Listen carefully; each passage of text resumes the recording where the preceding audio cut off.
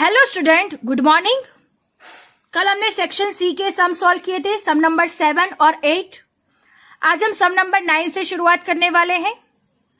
So student, listen it carefully. Sum number 9, I am reading a question. For a normal variable mean deviation is 48 and its third quartile is 120। Estimate its first quartile. So students, हमें यहाँ पे question में सबसे पहले क्या दिया गया है? मीन डेविएशन दिया गया है 48, third quartile it means Q3 दिया गया है 120 और हमें एस्टिमेट करना है फर्स्ट क्वार्टाइल। सो हमें Q1 यहाँ पे फाइंड करना है। सो स्टूडेंट्स, हमें यहाँ पे मीन डेविएशन दिया गया है, तो सबसे पहले हम मीन डेविएशन का फॉर्मूला रखेंगे, उसके बाद हम सिग्मा फाइंड करेंगे, उस हिसाब से हम लोगों को सिग्मा मिलेगा। उसके बाद हम थर्ड क्वार्टाइल की मदद से क्या फाइंड करेंगे? फर्स्ट क्वार्टाइल फाइंड करेंगे। So let us start. सबसे पहले हमें मीन डेविएशन दिया गया है, तो सबसे पहले हम मीन डेविएशन का फॉर्मूला रखेंगे। सो let us start. So student, look at here. सबसे पहले हमें अकॉर्डिंग टू द क्वेश्चन जो दिया गया है वो लिख देते हैं। मीन डेविएशन दिया गया है, so mean deviation is equal to जो भी आंसर दिया गया है, कितना दिया गया है हमें? 48 दिया गया है और Q3 इज इक्वल टू 120 दिया गया है अकॉर्डिंग टू द क्वेश्चन। ये दोनों वैल्यूज दी गई है। अब हम क्या करेंगे? Now mean deviation. Mean deviation का फॉर्मूला रखेंगे जो कि हमें मालूम है 4/5 sigma. This is the formula of mean deviation. तो सबसे पहले हम लोग मीन डेविएशन का फॉर्मूला रखकर सिग्मा फाइंड करेंगे। क्या फाइंड करेंगे? सिग्मा। सो मीन डेविएशन 48 है, तो 48 उसकी जगह पे रख देंगे। So look at here student, 48 is equal to 4/5 sigma हो जाएगा, राइट।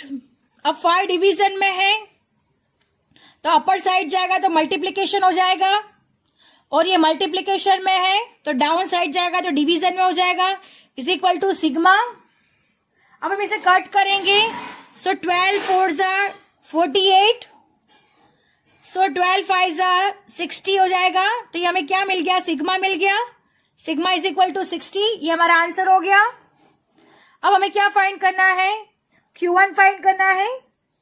अब हम सिग्मा पर से क्वार्टाइल डेविएशन फाइंड कर सकते हैं स्टूडेंट्स, राइट। तो क्वार्टाइल डेविएशन का फॉर्मूला रखते हैं अब, बिकॉज हमें सिग्मा 60 मिल गया है, तो उस हिसाब से हम क्वार्टाइल डेविएशन फाइंड करेंगे। So let us start quartile deviation. So students, now quartile deviation का फॉर्मूला रखते हैं। Quartile deviation is equal to, हमारे पास फॉर्मूला है 2/3 सिग्मा, राइट। तो quartile deviation is equal to quartile deviation is equal to 2/3 sigma की value हमारे पास है जो हमने फाइंड किया 60, राइट। अब हम इसे कट करेंगे तो हमारे पास कितना आएगा? 20। सो अब हम 20 2 ज़ा 40 कर देंगे, तो नेक्स्ट स्टेप होगा quartile deviation is equal to 20 2 ज़ा 40 हो जाएगा। अब हमें क्वार्टाइल डेविएशन का फॉर्मूला मालूम है, तो what is the formula for quartile deviation? So look at here student, Q3 minus Q1 divide by 2 is equal to 40 हो जाएगा। अंडरस्टैंड? हमने क्या किया? क्वार्टाइल डेविएशन का फॉर्मूला रख दिया। क्वार्टाइल डेविएशन कैसे फाइंड करते हैं? So Q3 minus Q1 divide by 2 into 40 is equal to 40। अब हमें क्या करना है? 2 डिवीजन में अपर साइड जाएगा तो मल्टीप्लीकेशन हो जाएगा। So look at here student, Q3 minus Q1 is equal to 40 into 2। So Q3 minus Q1 is equal to 80 हो जाएगा। अंडरस्टैंड? Q3 माइनस Q1 80 हो जाएगा। अब हमें पता है Q3 का वैल्यू हमें दिया गया है, so putting Q3 is equal to 120, यानी Q3 की जगह पे हम 120 रख देंगे तो हमें Q1 मिल जाएगा। तो 120 minus Q1 is equal to 80 हो जाएगा। अब 120 प्लस 80 है, इस साइड पे आएगा तो माइनस 80 हो जाएगा, इज इक्वल टू Q1 हो जाएगा। अब 120 में से 80 को माइनस करेंगे तो आएगा 40, यानी Q1 हमारा हो जाएगा 40। सो हमारा आंसर आएगा hence the first quartile, hence the first quartile obtained is 40. Understand? Has the first quartile. So again student, has the first quartile obtained is 40. So our answer is 40 for the first quartile. तो हमें Q1 कितना मिल रहा है यहाँ पे 40. So students, our sum is over here. Now moving to the next sum. Sum number 10. अब 10 की तरफ चलेंगे. Sum number 10, a normal variable x has probability density function as fx is equal to 1 upon 10 under root 2 pi e minus 1 by 2 x minus 100 divided by 10 square infinity minus less than x less than infinity. For this distribution, obtain the limits which include middle 68.26% of the observation. So student, this is our question.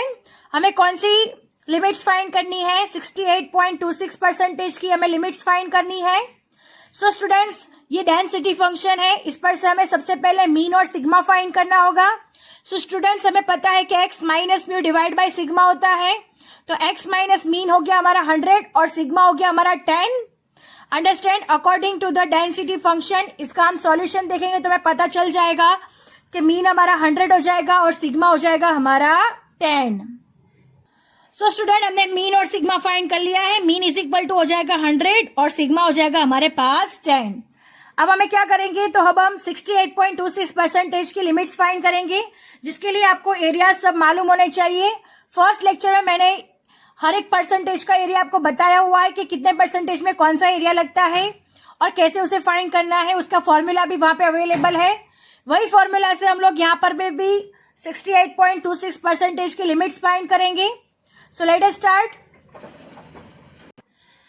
Students, अब हम सबसे पहले जो density function दिया हुआ है उसको सबसे पहले लिखेंगे.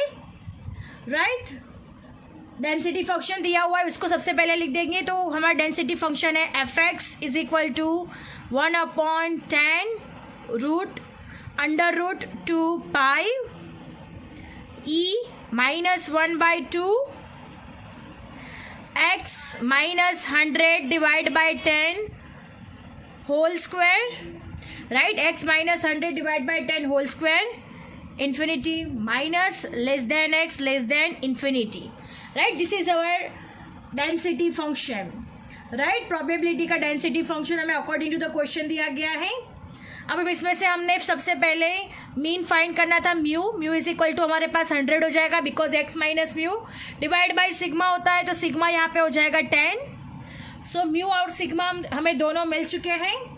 अब हमें क्या फाइंड करना है, तो हम लोग लिखते हैं now the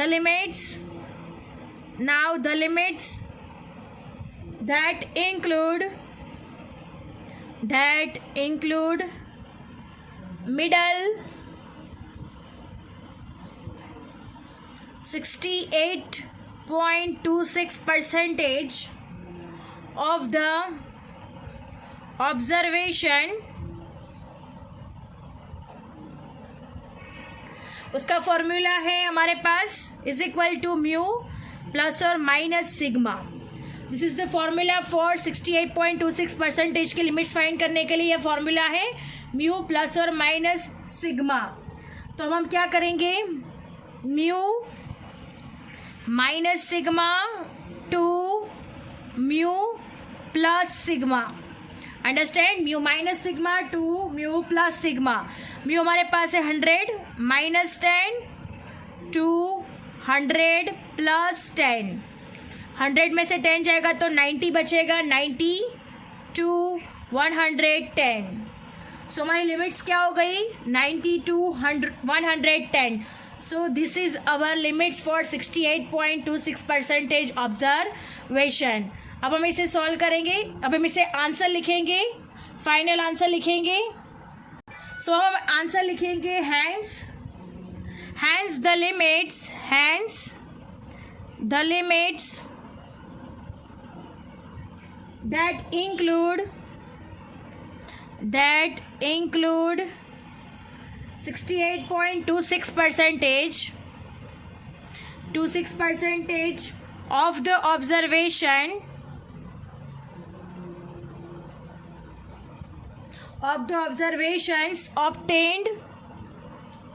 obtained is 90 to 110.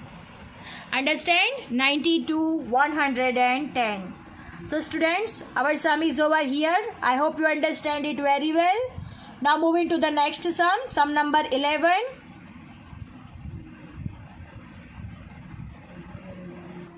Sum number 11, the probability that the value of standard normal variable lies between 0 and z score z1 is 0.4950. Find the possible values of z score. Students, हमें possible values of z score find करना है. ये हमें area दिया गया है 0.4950. This is our area. उस पे से हमें z स्कोर फाइंड करना है. तो सबसे पहले हम लोगों को नॉर्मल वेरिएबल का जो टेबल है वो देखना पड़ेगा, जिसे हम 10th स्टैंडर्ड में लॉग टेबल देखते थे. वैसे ही हमारे पास table of standard normal curve भी है. तो हमें जब भी z स्कोर फाइंड करना होगा तब हमें table of standard normal curve देखना होगा. वहीं से हमें z स्कोर का जो वैल्यू होगा वो मिलेगा. तो सबसे पहले हम वो टेबल देखेंगे. लुक एट ये student, table of standard normal curve. ये आपकी बुक के लास्ट पेज पे है, पेज नंबर 212 पे दिया गया है. Table of standard normal curve, area under the standard normal curve, z is equal to 0 to z1, z being a standard normal variable. Student, यहाँ पे हमें z दिया गया है, यानी हमें z की वैल्यू फाइंड करनी है, यानी ये वैल्यू हमें फाइंड करनी है. और हमें क्वेश्चन में क्या दिया गया है, तो ये जो होगा वो हमारा एरिया होगा. आप लोग ये जो नंबरिंग्स देख रहे हैं, जहाँ पे मैं दिखा रही हूँ आपको, ये जो नंबरिंग्स देख रहे हैं, ये हमारा क्या है, एरिया है. एरिया पर से हमें z स्कोर फाइंड करना है. लिसन इट केयरफुली स्टूडेंट्स, जो हमें क्वेश्चन में दिया गया है वो ये एरिया दिया गया है. एरिया पर से हमें क्या फाइंड करना है, z स्कोर फाइंड करना है. z स्कोर फाइंड करना है. अंडरस्टैंड? तो हमें जो एरिया दिया गया है वो एरिया 0.4950 है, राइट. अब हमें 0.4950 को ये जो वैल्यूज दी गई है उसमें से फाइंड करना है. तो सबसे पहले हम पूरा टेबल देख लेते हैं कि पूरा टेबल किस तरह से है. So student, look at here. आप लोगों को टेबल दिख रहा होगा, मैं आपको दिखा रही हूँ. ये पूरा का पूरा टेबल है. आप अपनी बुक में भी देख सकते हो कि टेबल इस तरह से है. अंडरस्टैंड? सो ये आपका टेबल है.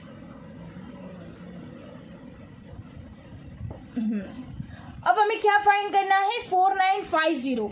सो ये एरिया दिया गया है, उस पर से हमें 4950 फाइंड करना है. अगर 4950 नहीं मिल रहा तो हमें उसकी नज़दीक की वैल्यू फाइंड करनी होगी. अंडरस्टैंड? अगर 4950 कंप्लीट मिल रहा है तो हमें वही वैल्यू का z स्कोर लिख के वही आंसर हमारा हो जाएगा. बट अगर हमें 4950 नहीं मिल रहा तो हमें उसकी नज़दीक की वैल्यू फाइंड करनी होगी. सो look at here student, 4949 and 4951, इन दोनों के बीच में 4950 आता है, राइट. 4949 के बाद 4950 आता है और फिर 4951 आता है. तो इन दोनों के बीच में आता है 4950. अब आप लोगों को यहाँ से सीधा देखना है, यहाँ पे स्ट्रेट देखना है. तो ये कितना हो गया, 2.5 हो गया. आपको याद रखना है जहाँ पर आप देख रहे हो उसी की लाइन में सेम सामने होना चाहिए. अंडरस्टैंड? तो 0.4949 और 0.4951 उसके सामने क्या है, तो 2.5. और फिर यही लाइन में ऊपर की तरफ देखना है कि दोनों ही ऊपर की तरफ कौन सी वैल्यूज आते हैं. तो लुक एट हियर स्टूडेंट, 4949 के ऊपर की वैल्यू होगी 0.07. अंडरस्टैंड? और 0.08. फिर से हम लोग देखते हैं, ध्यान से देखना. सो लुक एट हियर स्टूडेंट, हमें 4950 फाइंड करना था. तो 4950 नहीं मिल रहा, बट उसके आसपास की वैल्यू मिल रही है 4949 और 4951. और 4949 के सामने वैल्यू कितनी है, 2.5. 2.5 एंड जेड स्कोर है 2.5 और फिर इसके ऊपर के कितने डिजिट्स है, इसके ऊपर भी कितना जेड स्कोर है। हम 2.5 में यहाँ पे जो डिजिट होगी, जो भी आंसर आएगा उसको प्लस करेंगे। अंडरस्टैंड। तो हम लोग यहाँ पे से ऊपर की साइड पे देखते हैं कि ऊपर कौन सी वैल्यू है। सो लुक एट हियर स्टूडेंट्स, ध्यान से देखना 0.07। सो यहाँ पे 0.07 मिल रहा है और यहाँ पे 0.08 मिल रहा है। सो उधर अपना आंसर क्या था 2.5। सो 2.5 में 0.07 ऐड करेंगे तो हो जाएगा 2.57 और 2.5 में 0.088 ऐड करेंगे तो हो जाएगा 2.58। अंडरस्टैंड। ये दोनों ही वैल्यू से हम लोग क्या फाइंड करेंगे, जेड स्कोर फाइंड करेंगे। Understand. Now look at here student, हम लोग एक टेबल बनाएंगे। तो यहाँ पे हम लिखेंगे फ्रॉम टेबल, फिर लिखेंगे एरिया, देन लास्ट लिखेंगे जेड स्कोर। अंडरस्टैंड। अब हम यहाँ पे लिखेंगे नियरेस्ट वैल्यू बिफोर 0.4950। हमने 4950 तो वैल्यू नहीं मिली, बट उसकी नजदीक की वैल्यू हमें मिली है, राइट। तो वो एरिया कौन सा था, तो 0.4949 था, जिसको हमने टेबल में देखा था। तो उसका जेड स्कोर क्या रहा था 2.57।